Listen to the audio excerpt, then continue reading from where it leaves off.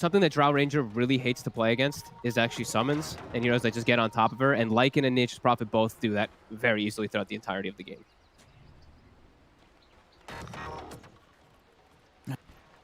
I'm sort of looking at they're going to deal with the summons when they do come up pushing. I mean, they've got a little bit of AoE, right? I mean, out of what Tempo have, I mean, who's the man to watch this game on Tempo, do you think? Who could pop off? Himself getting Beastmaster one is not the best one. Wild Axes with no cooldown.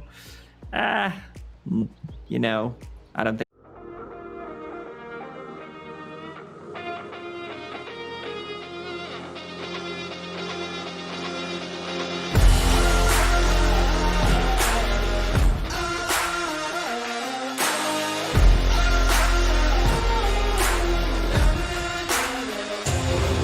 As a hero, because it amplifies your other heroes, like a Shadow Fiend we've seen in the previous game, the one before, with the Lifestealer and Slardar. Like, these two heroes work very well together. Get that early tempo going. In top lane, it looks like Bloodseeker and Tiny will be up against this Chen Slardar. Yet again, a lane here from Viking that can sustain and regen thanks to Divine Favor, or it looks like Holy Persuasion. 3 heroes down on side of Alliance. Oh, you were talking about mango trees. Radiant have one in their fountain, but look just near Medusa. That FNG mango tree there, going to be given a little bit of vision. That's a sneaky one. It's not so often that I see mango trees out of the base, or even like placed across the river on the enemy side of the map. Because he picked it up 16 minutes in, and Malik will take care of that. Like, you're not going to get too much use of that. You're not playing again. As it was, as we saw, enough damage right now on the heroes of Nigma to beat him down through that, even with the run buff. Yeah. They still have a lot of ways to, you know, their mobility is still extremely high. So we do see those heroes alone on the side lanes. They still can burst them. Those pickoffs, that's still what their lineup is all about. It's just not, you know, those team fights just still so damn hard. They have Miracle in a very strong position now, though, as we see him finally becoming like a very strong core here. Yeah. Daedalus, he's got Ags, he's got a ton. Creeps that he's hit, the items that he's got. I mean, BKB is still not quite there. He's 200 gold away from it. But even now, when that's done, you know, it's not like it's going to really change too much. Sure, he's not going to get blown up immediately, but I mean, there's still the chance they get the jump on him before he's able to pop it. So Kuman's got to be very prepared when they do find him in these fights. And he's a full item behind the Anti-Mage, too. It's like, he's got the BKB, but now Anti-Mage is going to have Scotty finished up pretty soon. And then once the like, if he gets bashed... Slowly dying. Magical's going to have TP up in a second, so we'll be returning to base. Or does he want to do the big cut Does he want to get a creep wave? Yeah. I mean, he might try for it. He's sticking around. He has got BKB TP out in all fairness, so, you know, can go for it without the risk of them having anything to stop that TP through the BKB. So yeah, he's sticking around. He's going to cut another wave here, Magical. Again, just building up to this point where they can run down lanes with the Jug. And as we see there in the gold as well, those last few kills have put Cyber Legacy back on the track that they need to be able to close this game up. Yeah. And Kuman's up to a good... pretty decent timing for that Battle Fury after the Yasha. He's got one more component till it's done. Yep. So he's keeping that farm consistent. And they're still applying pressure with the 3.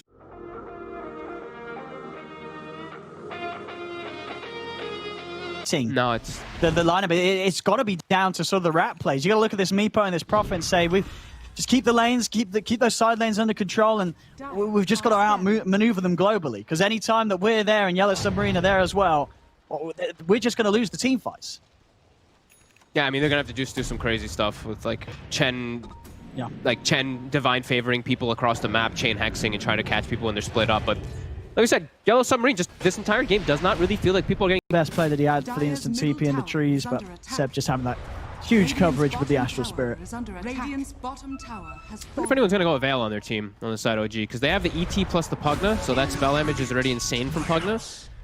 But it looks like nobody's queued up the Veil at the moment here. I thought maybe Notel was because he had Bassi early, but I think they just want to be able to get their defensive items first. Like, Force Staff just too important versus Ricky this game and versus Beastmaster. Thompson, he's spotted.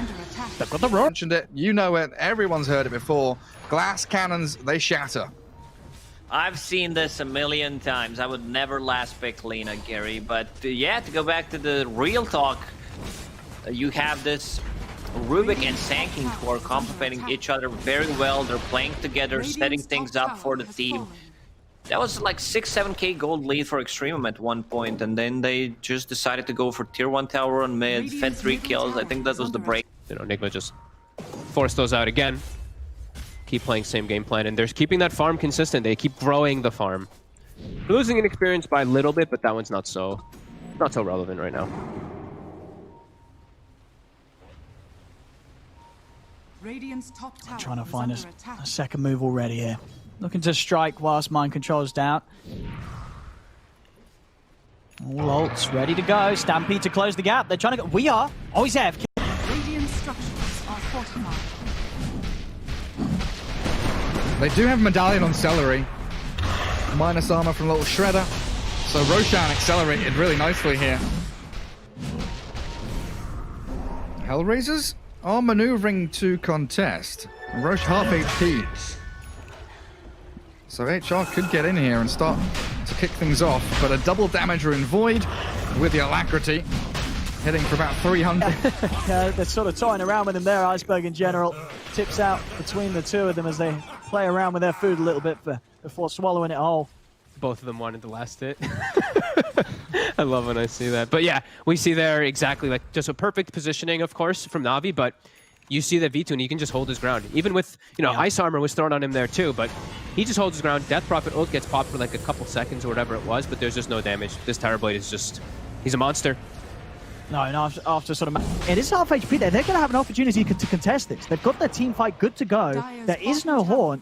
Wind Strikes, they're going to push OG back. OG themselves being a little cautious now with that buyback coming into play. They know that Wind Strike want to fight them around the pit.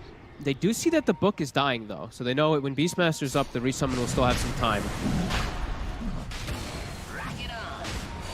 They're going to try and continue to look to finish this Roche off. They're still doing... Apologies for this as we get the two players of Wind Strike back in. Well, as things sound, 3k lead. How are we doing for the money for Rebel? He's got the money for the full Daedalus, I believe. Is that what? Crystallis on the courier, yeah. So he can pick up a huge amount of damage. I will imagine he's going to want to hold on to the buyback gold, though, especially in a game that's this close and with both teams at a stage now with the map opened up fully that they will be coming straight up to your high ground if you do lose the team fight. Mm-hmm.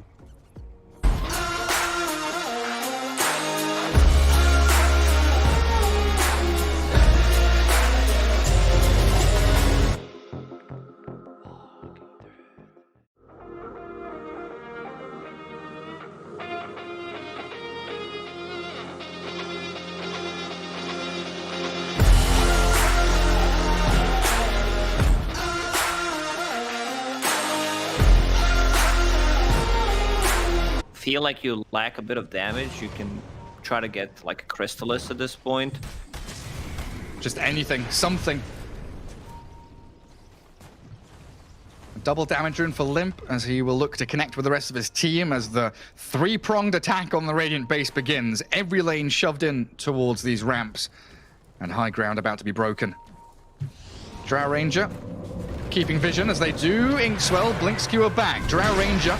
No, they almost had a 15,000 experience lead, and it's all the way down to almost 5k for NIP. I mean, win percentage was up above 90% for them. That just shows how massive it was. It still has them as a winning percentage in this game.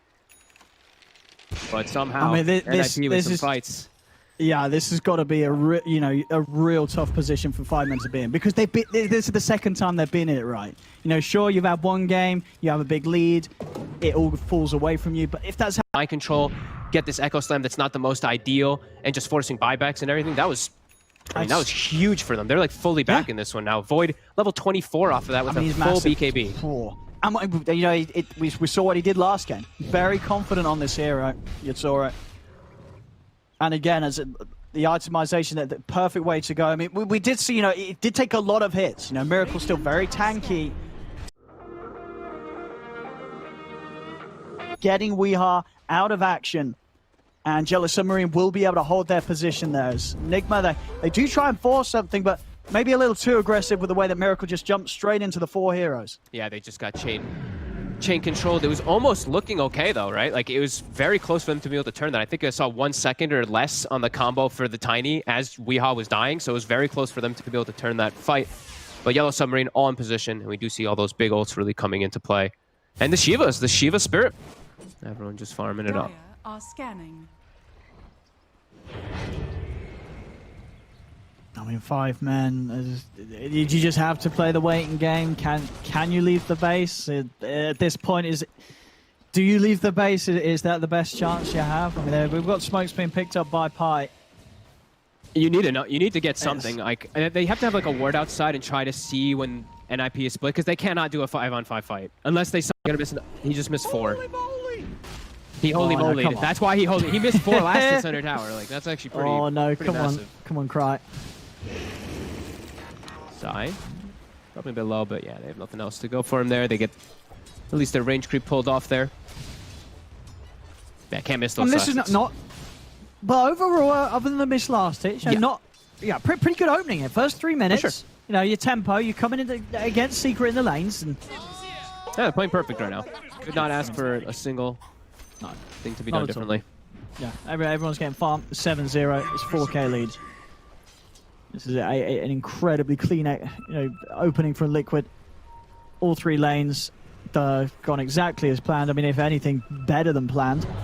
Yeah, as you I would would imagine. say that. This is quite some lead. 4-0-3 on an Elder Titans 8 minutes in. I mean, we've seen some great Elder Titans showings. To read, DD Rune to spawn down bottom. Likely that Enigma are going to be the side to get info on that. We'll see if Yellow Submarine want to start committing to the Roche. They are very strong, and they're going to start going for it.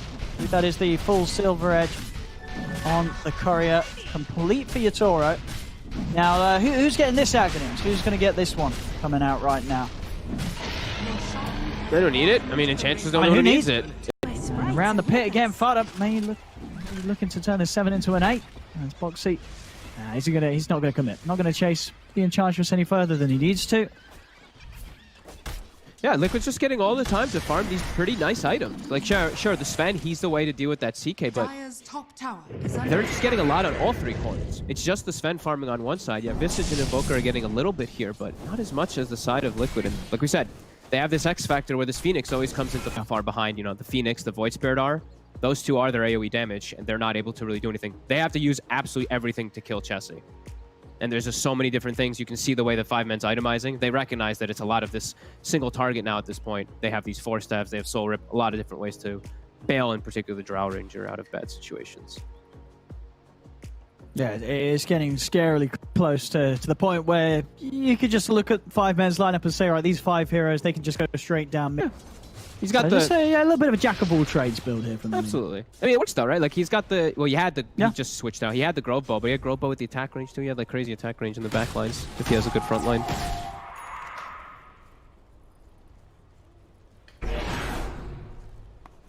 Gordon here trying to push out bottom. Man, he's just so underfarmed on this Ember. Every time I click on him, I'm like, damn. He's just got the 2 items still.